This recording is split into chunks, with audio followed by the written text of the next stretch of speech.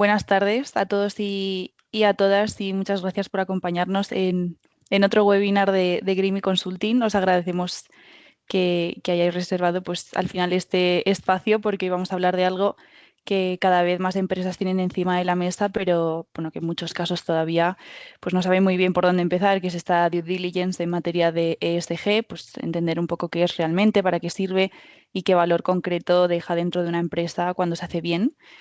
Y y solemos hablar de cuando se hace bien porque hay bastante confusión alrededor de este concepto y es que hay quien entiende que esto es un trámite o que es una especie de reporting que se tiene simplemente que entregar como un deber o como algo incluso reservado a grandes corporaciones que tengan un departamento delimitado de sostenibilidad.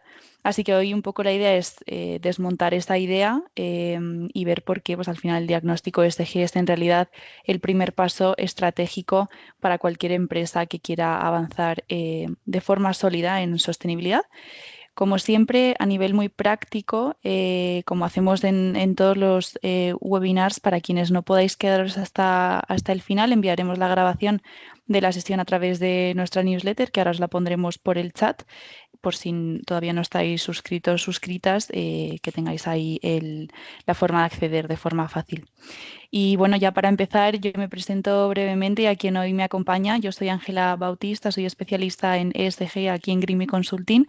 He trabajado en organismos internacionales y en consultoría internacional y nacional, principalmente en proyectos vinculados a sostenibilidad, a impacto social y análisis regulatorio. Y me acompaña Dominique, que también es especialista ESG aquí en Grimy.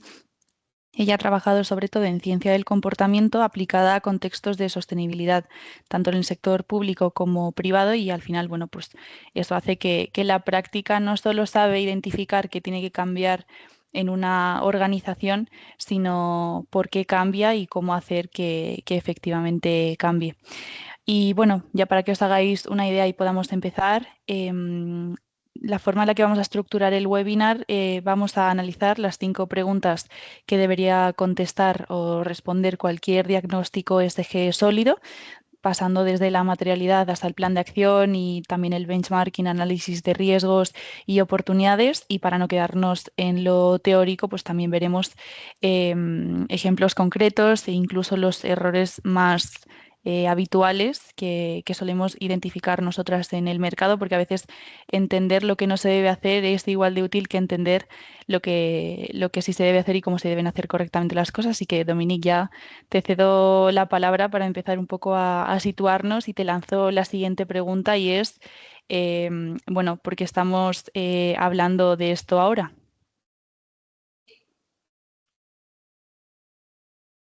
Hola, muchas gracias Ángela ahí por la introducción. Y respecto de por qué estamos hablando ahora de los diagnósticos ESG, es porque estos están empezando a tomar relevancia, porque el mercado está cambiando y las exigencias también del público en general, también las expectativas de la gente han ido evolucionando en el tiempo y cambiado. Antes muchas veces las conversaciones sobre sostenibilidad se quedaban principalmente en el si es que estamos decir que estamos comprometidos, en que queremos saber más, queremos ser más sostenibles o nos importa el medio ambiente. Pero decir esto ya no basta. Hoy en día los reguladores, inversores y clientes no nos están preguntando solo si una empresa tiene buenas intenciones, sino que también están empezando a hacer preguntas más concretas como cuánto consumes, qué impacto tienes, qué riesgos enfrentas y qué datos tienes también para respaldar eso. Y lo más importante es que te preguntan es si puedes demostrar lo que estás haciendo. Respecto a esto, esto no afecta solo a grandes empresas, sino que las grandes empresas tienen obligaciones regulatorias que son más directas, pero estas exigencias o sea, bajan por la cadena de valor. Si eres proveedor, si buscas financiación, si participas en licitaciones o si quieres atraer inversión, tarde o temprano alguien te va a pedir información ESG. Y además aquí hay algo bastante importante y es que hay muchas empresas que todavía sienten que el concepto ESG es algo como externo, como decía antes, algo como que les va a llegar más adelante. ¿Esto también afecta a empresas que todavía no están obligadas a reportar? Sí, Ángela, esto es un muy buen punto porque La respuesta es que sí les afecta, porque muchas veces esto no llega de forma directa con una ley que dice tienes que reportar mañana, tienes que entregar estos datos, sino que muchas veces esta obligación llega de forma silenciosa, con un cliente, por ejemplo, que te pide datos, con cuestionarios de proveedores que tienes que rellenar, o, por ejemplo, cuando vas a pedir financiación. Un banco te puede preguntar por temas de riesgos climáticos e incluso si es que hay alguien interesado en invertir, el inversor va a querer entender si la empresa está preparada o no para el futuro. Luego, aquí en temas del punto de partida de un diagnóstico ESG, es importante tener en cuenta que la due diligence ESG no es un simple informe, sino que muchas empresas, ya que muchas empresas creen que es, como mencionó Ángela en la introducción, que es solo un PDF para cumplir un checklist y algo que lo haces y luego se entrega y se archiva y no se hace nada con esto. Pero bien hecha, una due diligence ESG va a crear valor para la empresa y va a responder principalmente a tres preguntas claves que son muy útiles para la gestión. Estas son principalmente ¿dónde estás hoy? ¿Qué riesgos puedes enfrentar? ¿Y qué deberías hacer a partir de mañana? Esto va a implicar que las empresas o sea, comenzar a mirar la sostenibilidad no solo como una obligación, sino que entenderla como cómo los temas ambientales, sociales y de gobernanza pueden afectar al negocio y cómo podemos abordarlos de forma estratégica para beneficiar al negocio a través de todo lo que es la mejora en reputación, mejora en posicionamiento y también ganar espacio en distintos mercados.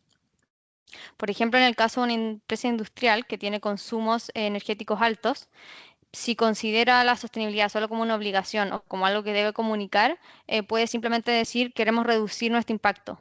Pero si hace un diagnóstico, va a tener evidencia y puede descubrir que la energía no es solo un tema ambiental, sino que también es un riesgo de temas de costes y un riesgo de margen también, de márgenes de la empresa y una oportunidad de eficiencia. Y esto toma, por ejemplo, relevancia en todo lo que es el contexto actual geopolítico cada vez hay mayor incertidumbre respecto a los temas de los suministros de energía.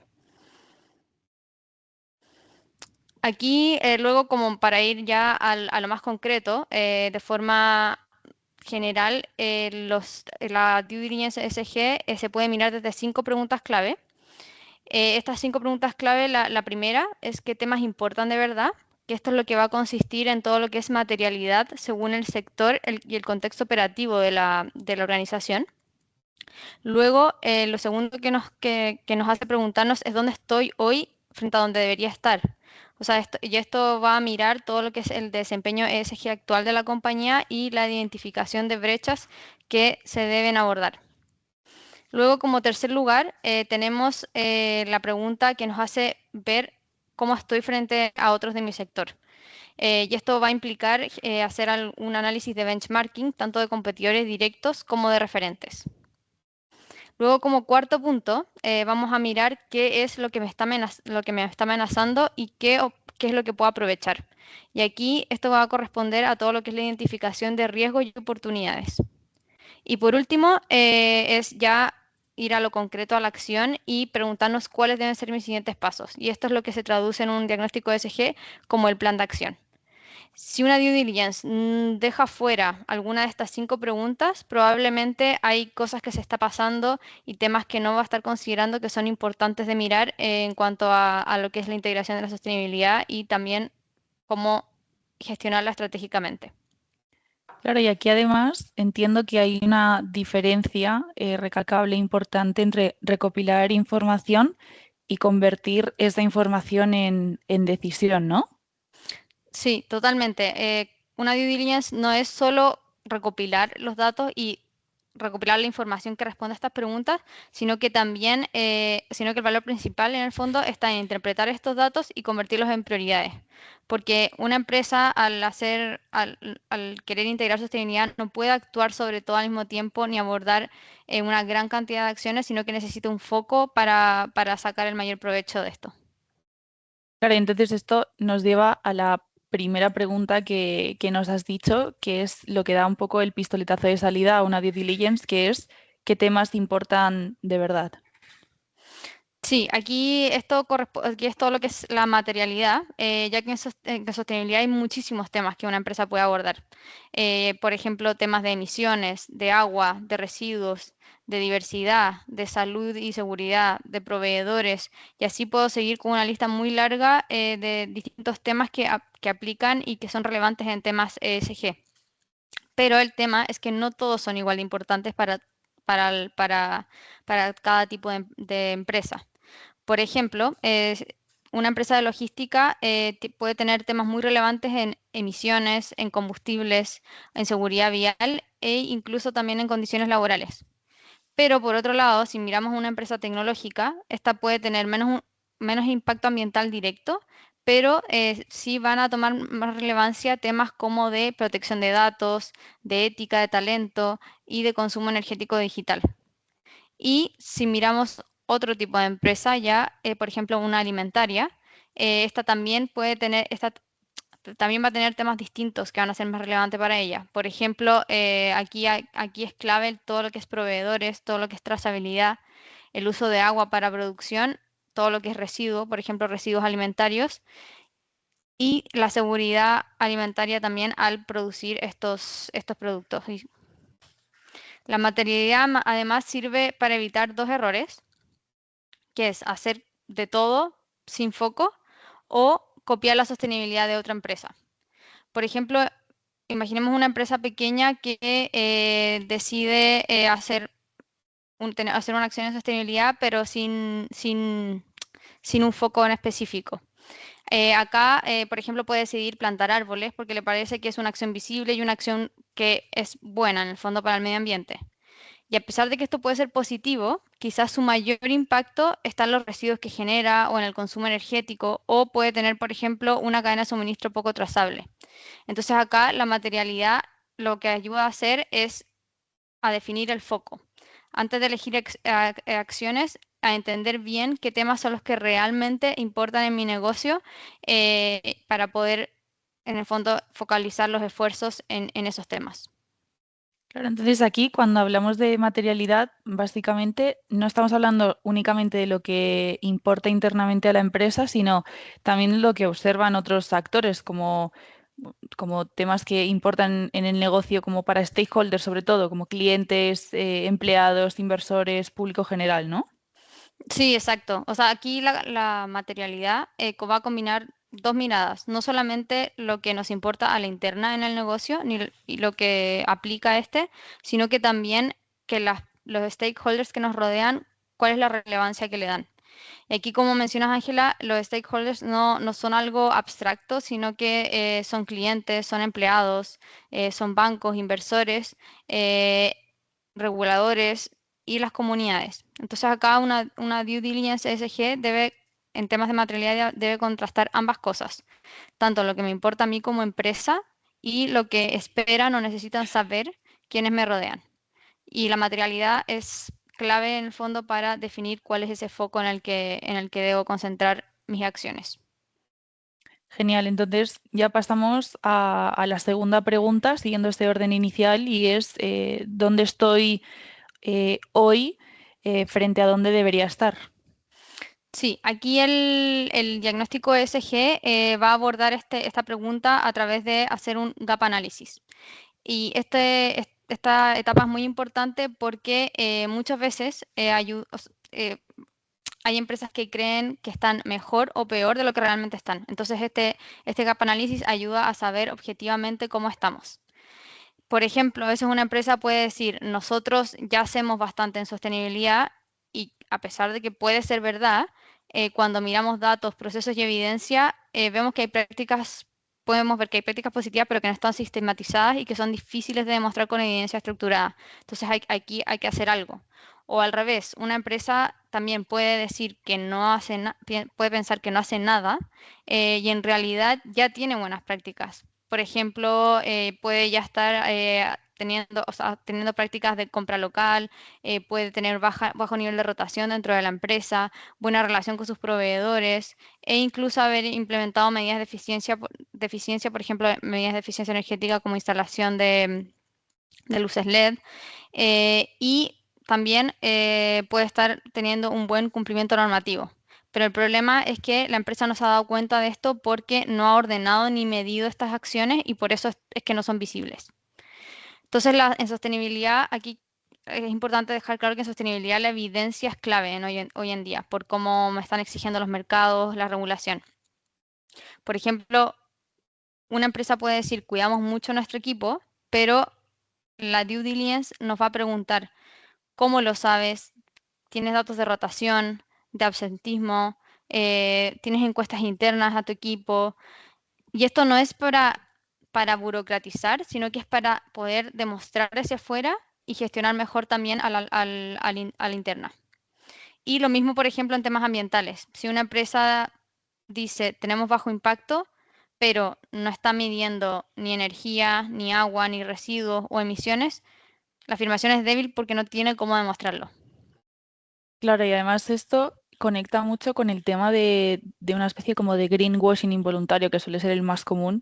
Gente, normalmente las empresas no intentan engañar con la comunicación adrede, sino que pues hay muchas empresas al final que exageran porque realmente no tienen datos y terminan comunicando pues, statements o afirmaciones que no pueden defender. Sí, exactamente. Entonces aquí, por ejemplo, este es otro beneficio que nos trae el diagnóstico y la due diligence ESG, que es porque nos va a proteger también la reputación, porque al haberla hecho, ayuda a separar lo que puedes demostrar, lo que tienes datos, de lo que todavía es solo una intención que está por desarrollar.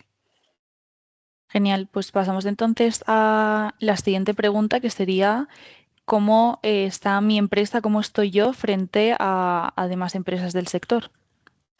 Sí, aquí en esta pregunta es muy importante porque las empresas al final, el negocio no está operando de forma aislada en el mercado, sino que está compitiendo con similares y se mueve en un entorno con distintos actores.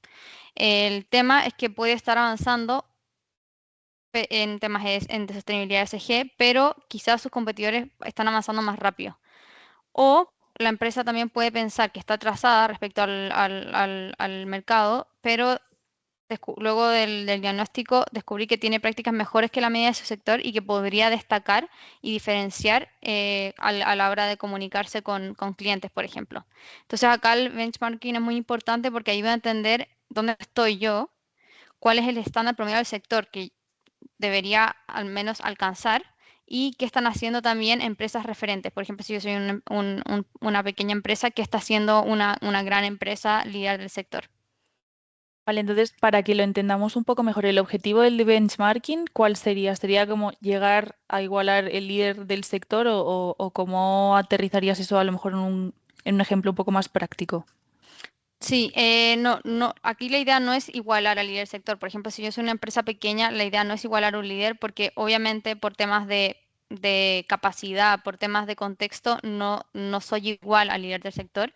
Pero el objetivo del benchmarking es poder sacar ideas, poder ver hacia dónde se está moviendo el sector, cuáles son las expectativas que están empezando a surgir de parte, por ejemplo, de clientes, de la sociedad. Y mirar esto y poder incorporarlo en tu negocio. Por ejemplo, una empresa hotelera. Puede ser un pequeño hotel. Puede mirar qué están haciendo otros hoteles en temas de energía, de agua, de reducción de plásticos o de proveedores. No para hacer exactamente lo mismo, sino para entender qué empiezan a hacer otros hoteles y dónde puede empezar a actuar y también qué puede aprovechar para diferenciarse. O sea, ver que alguien, que por ejemplo hoteles no están haciendo, no tienen muchas acciones en temas de empleo local y comenzar a diferenciarse con eso o con certificaciones.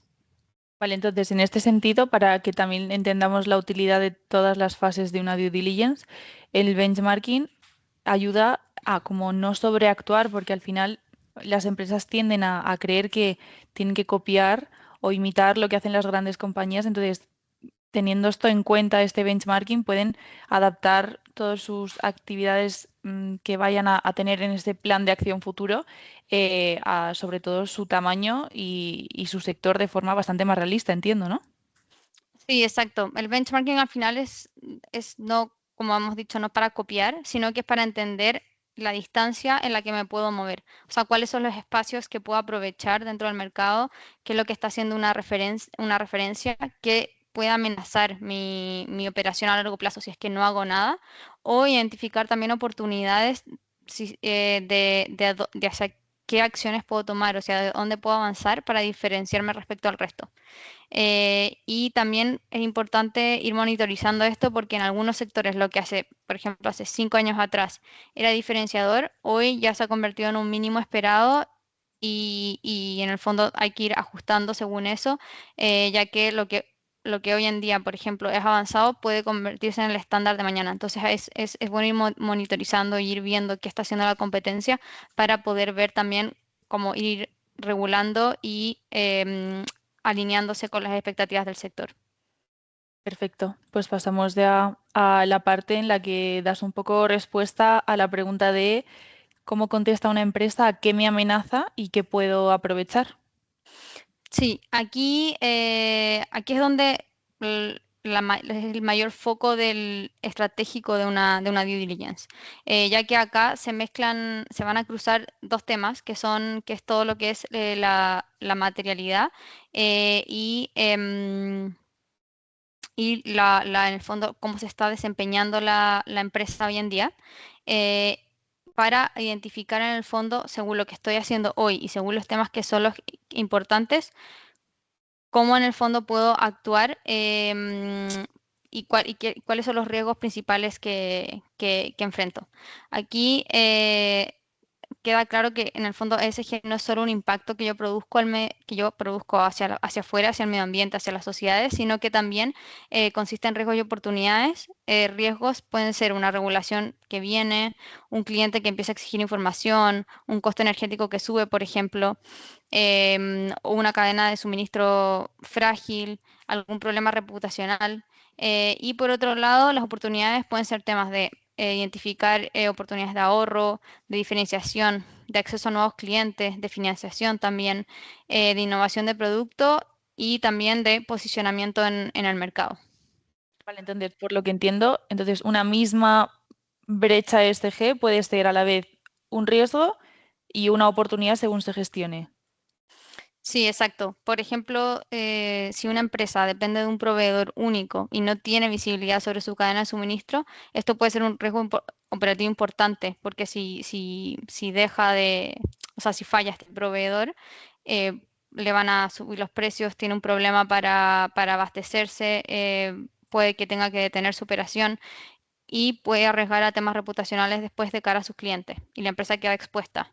Pero si trabaja esta brecha, puede convertirla en una oportunidad, por ejemplo, diversificando proveedores, mejorando la trazabilidad y también cuando hace esto, tiene una capacidad mejor de respuesta a sus clientes y va a ganar resiliencia y reputación. O, por ejemplo, por el lado de la energía, si una empresa consume mucha energía y no lo gestiona, esto es un riesgo que está relacionado a temas de costes.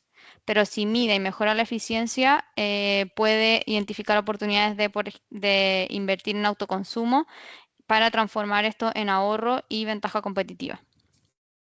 Entonces acá, en esta fase es importante también tener en cuenta que no solo consiste en listar los riesgos que hay, sino ver cuáles son las prioridades o sea, las prioridades según probabilidad e impacto. Aquí, como dije antes, esto es un cruce entre lo que es importante, los temas materiales, y lo que estoy haciendo como empresa. Entonces, según eso, van a haber riesgos que van a tomar más importancia o menos importancia acorde a mi contexto.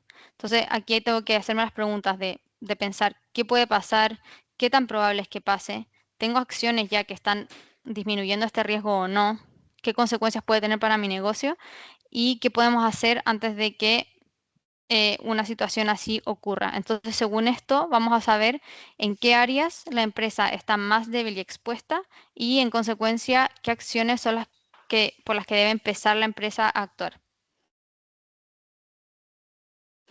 Y aquí es donde nos vamos a lo concreto. Entonces, luego de tener los riesgos y oportunidades identificados, tenemos que definir cuáles son los próximos pasos. O sea, ¿qué vamos a hacer? Porque si los identificamos y nos quedamos ahí, la due diligence, el diagnóstico de la due diligence va a terminar, o sea, no, va a terminar en nada y no vamos a poder sacar provecho de esto que hemos hecho.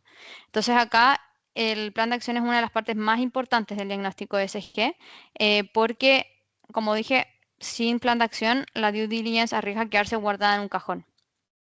Y aquí el diagnóstico debe traducirse en acciones, es importante traducirlo en acciones concretas y priorizadas. Y para esto se suelen definir tres criterios, o sea, tres horizontes de acción, que el primero consiste en los primeros 100 días, que acá incluimos acciones críticas que están normalmente con costes accesibles y que van a reducir los riesgos de exposición más críticos y van a empezar a establecer bases ESG. Por ejemplo, esto puede ser empezar a medir consumos, ordenar proveedores clave, revisar cumplimientos, que estoy cumpliendo cosas normativas básicas y también temas administrativos como empezar a designar responsables ESG, recopilar evidencias o redactar políticas. Luego nos movemos hacia un horizonte ya de 6 meses en el que ya tengo un poco más de tiempo y que acá la idea es abordar también, seguir abordando las brechas que son prioritarias y que también son quick wins, o sea, son cosas que son relativamente factibles y fáciles de abordar y que las puedo medir. Entonces acá podemos empezar, acá entran más en vigor temas de sistematizar. ¿Con qué me refiero a sistematizar? Me refiero a indicadores, a procesos, a temas de formación, por ejemplo, del personal, a empezar a revisar procesos de compra, empezar a gestionar residuos, como empezar a gestionar cosas y a establecer sistemas que antes no tenía en operación.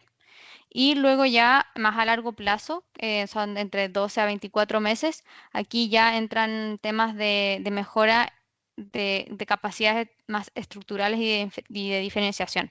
Aquí, por ejemplo, podemos hablar de temas de inversiones, de empezar a certificarse, ya que las certificaciones toman más tiempo, también en integrar sistemas de gestión o herramientas digitales, generar algún cambio en el producto o hacer alguna integración más profunda de la estrategia climática en el modelo de negocio.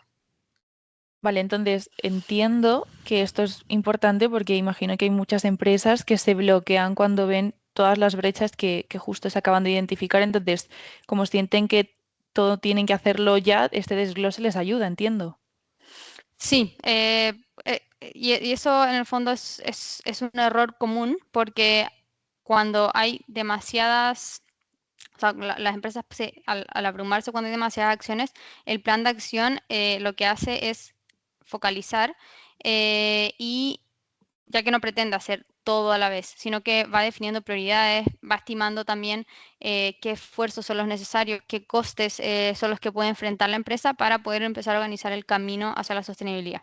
Entonces acá es importante destacar que el diagnóstico no es el final, sino que es el punto de partida que va a conectar con una posterior estrategia ESG más estructurada, ya con objetivos, con indicadores, con responsables y con un calendario y una narrativa definida. Y aquí como punto adicional, queremos comentar un poco lo que hacemos, lo que incorporamos en GreenMe dentro de un diagnóstico ESG. Acá hemos desarrollado lo que es el GreenMe Trust Scoring ESG, que esto ayuda a responder a una pregunta muy práctica, que es cómo saber en qué nivel de madurez ESG estoy.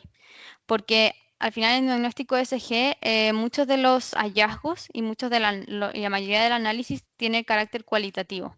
Por ejemplo, la empresa tiene cierta gestión ambiental o podemos decir hay brechas en gobernanza o la cadena de suministro está poco estructurada. Y esto sí es útil, pero a veces cuesta como usarlo como una medida de comparación, también saber cómo lo comunicamos hacia afuera, cómo seguimos la evolución. Entonces acá el valor que agrega este scoring es transformar estos hallazgos cualitativos en una puntuación y una nota global ya estandarizada. Y este scoring está construido a partir de estándares internacionales como SASB, los Objetivos de Desarrollo Sostenible, GRI, y se organiza en distintos pilares y categorías y criterios ESG que permiten ubicar a la empresa en una escala de madurez y que están ajustados en el fondo al contexto y al sector de operación de esta empresa. O sea, no vamos a evaluar igual a una empresa agroalimentaria con los mismos criterios que, por ejemplo, una empresa tecnológica o una empresa de farma. Entonces, y aquí esta evaluación la posiciona a la empresa en una escala de madurez que va desde ausencia de gestión ESG hasta una empresa de clasificación como referente en ESG para su sector.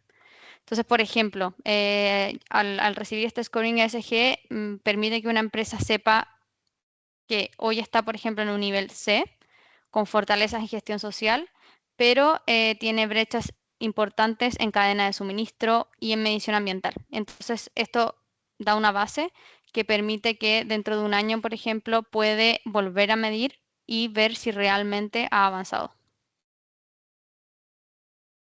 Y ahora finalmente, antes de cerrar, me gustaría repasar como cinco puntos que son 5 errores comunes en diagnósticos ESG.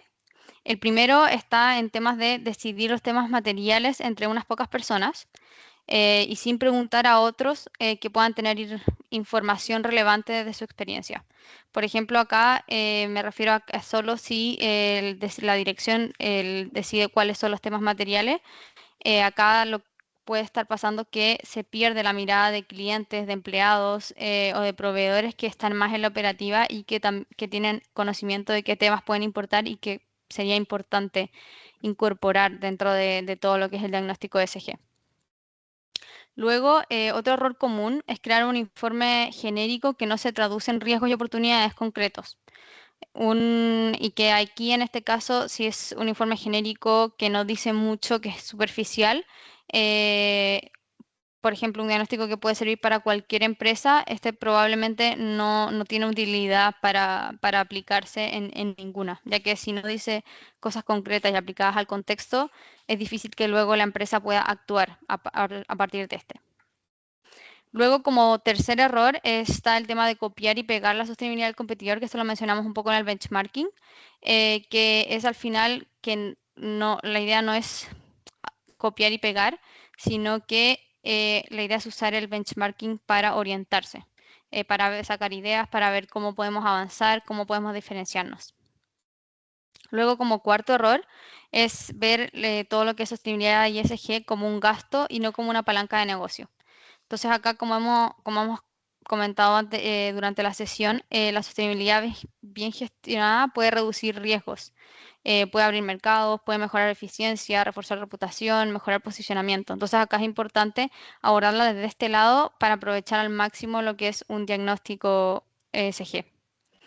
Y por último, un error que es de lo más graves en el fondo para lo que es el largo plazo sería hacer un diagnóstico desconectado de la acción, ya que sin plan de acción que ayude como a guiar los pasos a seguir, el diagnóstico queda en nada y no es accionable en el fondo ni nos da una guía de cómo podemos aprovechar toda esta información de forma estratégica. Genial, pues muchas gracias, Dominic. Ya para terminar realmente, y para que la gente que nos está escuchando pueda contestar un poco a la pregunta, ¿qué valor entonces deja una due diligence ESG a una empresa? Sí, acá es importante destacar cinco puntos también. Lo primero es la claridad, que la due diligence ayuda a saber dónde estamos en base a información verificable, en base a datos, y no en base a una intuición y en base a cómo creemos que estamos. El otro punto es que también ayuda a priorizar, a enfocarnos realmente en lo que impacta a nuestro negocio, a ver que no todo tiene el mismo peso y en el fondo a poder ver con qué comenzar primero y o sea, en qué enfocarnos. Luego también tiene un tema de defensa. Aquí con defensa me refiero a que a un diagnóstico de ESG, una due diligence, me entrega capacidad de responder mejor ante clientes, ante inversores, reguladores que cada día están empezando a pedir más datos, más evidencia. Entonces, una due diligence me ayuda a responder rápido a estas solicitudes que nos pueden llegar desde afuera. Luego, como cuarto punto, el diagnóstico ESG nos deja una ventaja. ¿Por qué una ventaja? Porque permite anticiparse a riesgos, también ventaja respecto a que podemos destacar lo que ya tenemos y también encontrar espacios para diferenciarnos y poder ganar posicionamiento, ganar mercado. Y por último, la due diligence nos deja eficiencia. ¿Y por qué eficiencia? Aquí entra todo lo que es centrar recursos donde realmente rinden. Entonces, esto va muy relacionado con la priorización, porque al final, cuando sé qué priorizar, puedo saber en dónde tengo que enfocar mis esfuerzos y no estar gastando tiempo o dinero en temas que realmente no son prioritarios. Y aquí para terminar, una empresa puede gastar dinero en una campaña de sostenibilidad, por ejemplo, sin tener datos, o puede invertir primero en hacer un diagnóstico, entender sus impactos, ordenar su información, identificar los riesgos y construir un plan de acción. La primera opción suele parecer más fácil, pero en realidad la segunda opción es la que nos da todo lo que es el valor a largo plazo, lo que va a ser más sólido y en la que va a traer beneficios reales para la empresa en todo lo que es la operación, tanto en el corto como en el largo plazo. Genial. Bueno, yo creo que ha quedado súper claro, lo has explicado un concepto tan complejo y tan complicado de entender a veces. Em, para cerrar realmente me gustaría ya lanzarte una última pregunta y es, ¿por qué dirías al final que el diagnóstico es el primer paso para que una empresa empiece a tratar y analizar la parte de ESG? Sí, aquí el diagnóstico es clave para empezar porque es fundamental para ordenar. Y aquí con ordenar me refiero en el fondo saber qué tengo y qué es lo que hay que hacer. Y cuando una empresa ordena esto, puede actuar mejor, comunicar mejor y anticiparse mejor también. Y con anticiparse, esto no significa tener todas las respuestas a todas las preguntas, sino que anticiparse haciendo las preguntas correctas. Y estas preguntas correctas son las que hemos ido mencionando a lo largo de la sesión, que es qué temas importan de verdad, dónde estoy hoy, qué brechas tengo, cómo estoy frente a mi sector, qué riesgos puedo enfrentar, qué oportunidades puedo aprovechar y por último, qué debería hacer primero. Porque si no haces ese diagnóstico inicial, vas a correr tres riesgos. Uno, que es invertir en recursos en temas que no son prioritarios para tu negocio. Otro, que puedes ignorar riesgos que son importantes. Y por último, puedes caer en el error de comunicar mensajes que después no puedes demostrar. Y aquí desde Greenme estamos siempre encantados y a la disposición de tener una primera conversación y poder ayudarlos a entender en el fondo qué diagnóstico necesita vuestra empresa y empezar a hablar a partir de esto. Sí, Muchas gracias. genial. Ahí os hemos mandado el link para que podáis inscribiros si aún no lo estáis a la newsletter. Os lleva a nuestra página web por si queréis seguir hablando de este tema con nosotros, agendar una breve llamada o tenéis cualquier duda, pues ahí tenéis toda la información de contacto. Y de nuevo, muchísimas gracias. Terminamos ahí un minutillo antes, os lo regalamos. Hemos terminado con un poco reloj suizo. Así que gracias por vuestro tiempo y hasta la siguiente.